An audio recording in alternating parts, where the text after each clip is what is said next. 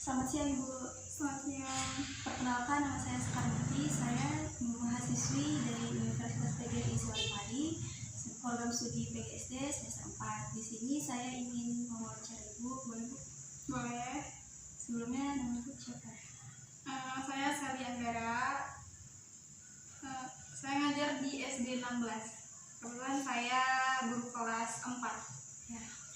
Kita langsung saja ke pertanyaan yang pertama Ibu. Apakah sekolah menerapkan kurikulum 2013 atau kurikulum darurat? Kalau saat ini menggunakan K13 karena kan sudah tidak corona. Sebenarnya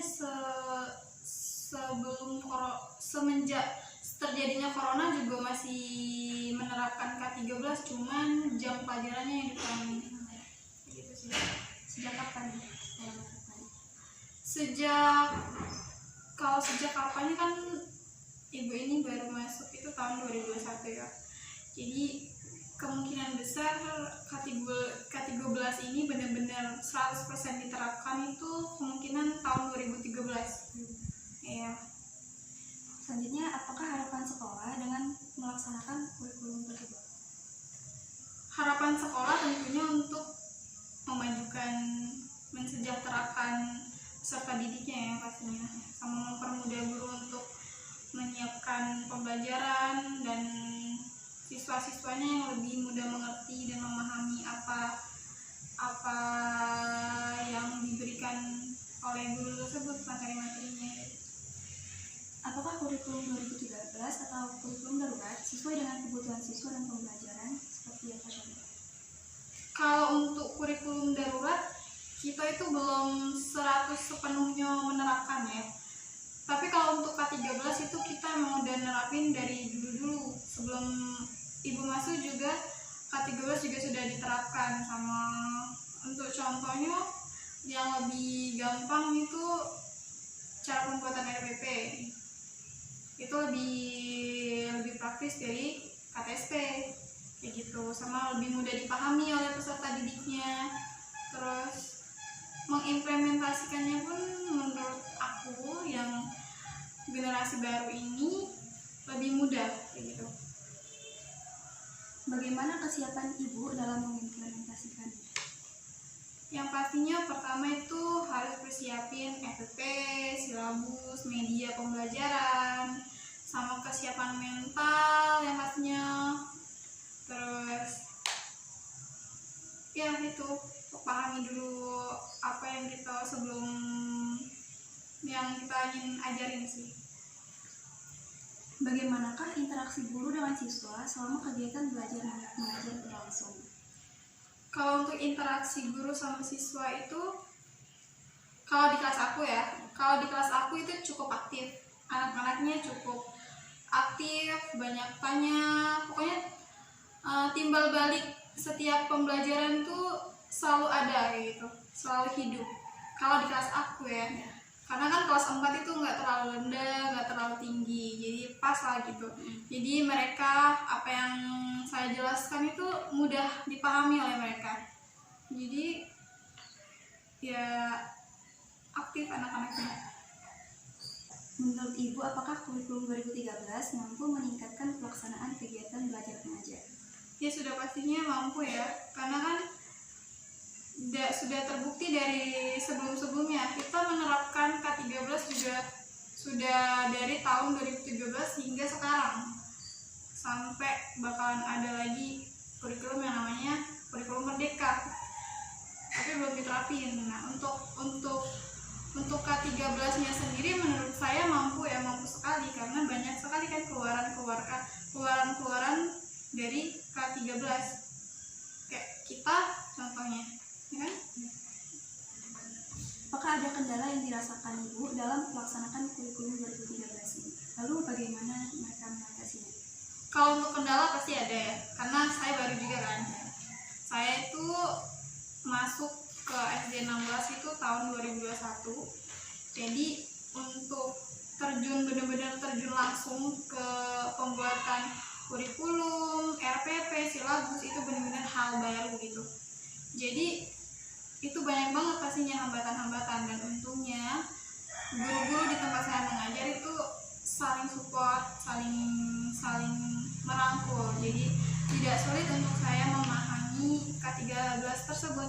Apalagi sebelum saya terjun pun sudah ada pembekalan kan di kampus gitu. Jadi ada, tapi bisa saya atasi. Baiklah, sekarang kita masuk ke pertanyaan mengenai pengembangan program. Pertanyaan yang pertama, apakah sebelum mengajar, Ibu mempersiapkan program tahunan, semesteran, mingguan, dan harian? Ya disiapkan. Selanjutnya, apa yang diketahui tentang silabus dan RPP? Ya, kayak biasanya kita buat silabus sama tentang, kalau silabus sama RPP itu kita buatnya tuh per gugus. Jadi setiap tahun, setiap habis semester, kita itu selalu kan di sekolah kami itu kan per komplek. Ada SD 17, 18, 19, 16, 17, 18 sama 19. Jadi setiap SD itu nanti di akhir semester, di pergantian tahun akan berkumpul di satu SD, di ketua gugus itu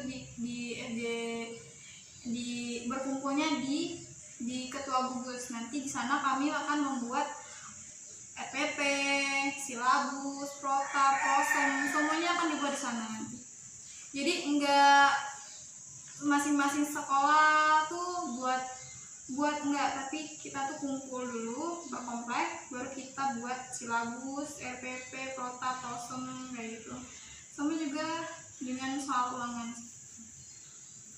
Apakah manfaat dari silabus dan RPP yang Ibu buat? Manfaatnya sangat banyak ya, membantu proses pembelajaran, memudahkan guru untuk mengimplementasikan pembelajaran, sama siswanya juga mudah memahami berkat adanya RPP sama silabus. Berjalannya pembelajaran itu tidak berjalan saja gitu, tapi ada pedomannya. Bagaimana kesiapan silabus dan RPP sebelum proses pembelajaran? Kesiapannya Ya. Kesiapannya yang pastinya sudah siap ya, karena kan sudah sebelum pergantian semester itu silabus prota, prosem, silabus itu sudah siap. RPP pun sudah siap. Jadi ketika anak-anak masuk, murid baru masuk, pergantian tahun ajaran masuk, semuanya sudah siap gitu. Jadi kita tinggal mengimplementasikannya saja. Apakah Ibu membuat silabus dan RPP sendiri atau hanya mengutip kemudian dikembangkan sendiri dengan kondisi sekolah, atau silabus dibahas dalam KKG atau gugus kemudian ke sekolah dan disesuaikan dengan kondisi peserta didik? Nah, itu tadi yang Ibu jelaskan kan, kita itu tidak membuat silabus sama RPP itu ke individual tuh enggak, tapi per KKG, per gugus. Bagaimanakah Ibu dalam memasukkan unsur dari kurikulum 2013 atau kurikulum darurat di dalam silabus dan RPP yang dibuat? Karena kan corona ini emang cukup lama, tapi kita menerapkan kurikulum darurat itu sebenarnya tidak 100% menggunakan ya, karena kita tuh masih berpedoman sama K13, hanya saja jamnya yang kita kurangi. Bagaimana cara Ibu memadukan unsur dari kurikulum 2013 atau kurikulum darurat ke dalam silabus dan RPP yang Ibu buat? Itu tadi, balik lagi, kita nggak terlalu menggunakan kurikulum darurat sebenarnya. Kita masih semenjak corona itu kita masih pakai K13, cuman gitu tadi jamnya yang dikurangin gitu. Apakah Ibu menemui hambatan dalam pembuatan silabus dan bagaimana solusinya? Hambatan pasti ada ya. Kalau solusinya ya itu tadi kan kita baru bertanya sama senior. Selanjutnya, apa yang Ibu ketahui mengenai RPP? Mengenai RPP rencana pembelajaran. Apakah RPP yang Ibu buat sesuai dengan kurikulum 2013 atau kurikulum darurat? Sesuai dengan K13. Baiklah, selanjutnya kita masuk ke pertanyaan mengenai pelaksanaan dalam pembelajaran. Pertanyaan yang pertama, apa yang Ibu lakukan di awal kegiatan pembelajaran?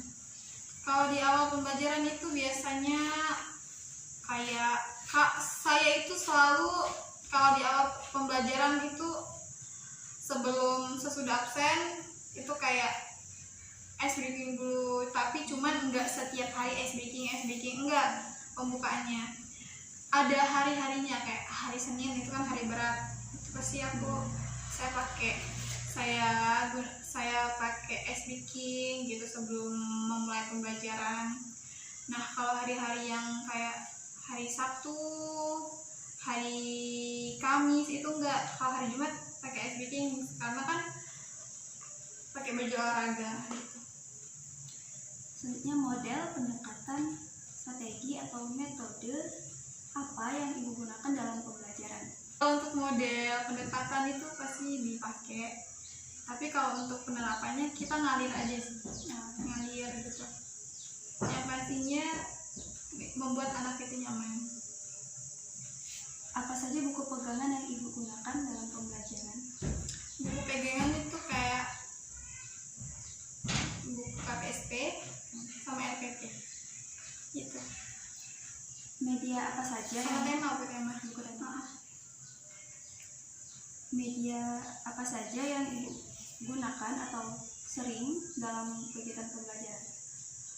Kalau untuk media itu kita sesuaikan sama apa yang dipelajarin saat itu.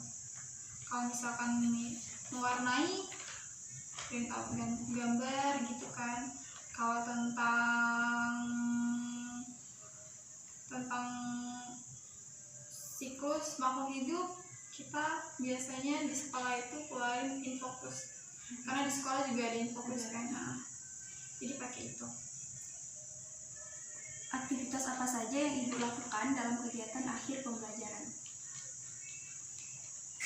Evaluasi, kadang mengevaluasi, kadang-kadang ice breaking, habis itu macam-macam sih, kayak random gitu. Sekarang masuk ke pertanyaan mengenai evaluasi hasil belajar. Model penilaian apa saja yang Ibu gunakan dalam pembelajaran? Misalnya seperti memberikan tugas-tugas, proyek, remedi, dan pengayaan. Tergantung, kalau misalkan UAS itu pasti ada yang namanya remedi. Tapi kalau US paling tugas-tugas. Selain itu, apakah Ibu menemui hambatan dalam penilaian? Lalu bagaimana solusinya? Kalau untuk memberi penilaian untuk sejauh ini tidak ada ya, karena di kelas saya pun tidak ada anak-anak yang bermasalah. Kapan saja Ibu melakukan penilaian? Di akhir semester. Apakah yang Ibu ketahui dari kurikulum paradigma baru? Kurikulum paradigma baru itu kayak kurikulum merdeka. Nah, kalau kurikulum merdeka itu kita belum sepenuhnya menerapkan, cuman pernah disosialisasikan beberapa kali, tapi belum diterapkan ke siswa. Karena kemarin kami terakhir sosialisasi itu kurikulum merdeka itu diterapin sama 6 sekolah SD, 2 SD swasta, 1 SMP swasta, 1 SMP negeri, sama juga SMA swasta sama negeri gitu. Jadi belum terlalu banyak tahu sama soal kurikulum merdeka. Apakah Ibu pernah mengikuti pelatihan atau seminar kurikulum paradigma baru? Pernah sekali. Karena disosialisasi pun baru sekali, itu pun lewat Zoom. Apa harapan Ibu pada kurikulum paradigma baru ini? Harapannya semoga lebih membantu guru untuk dalam proses pembelajaran sih, dan siswanya, dan tidak semoga tidak menyulitkan gitu, karena kan setiap pergantian kurikulum pasti ada hambatannya gitu. Kayak K13 kemarin aja contohnya, masih banyak sampai sekarang guru-guru yang masih belum paham sama K13. Terus mau ada lagi kurikulum merdeka, jadi kayak terlalu cepat gitu. Baiklah, terima kasih Bu sudah bersedia untuk di wawancara ini. Ya.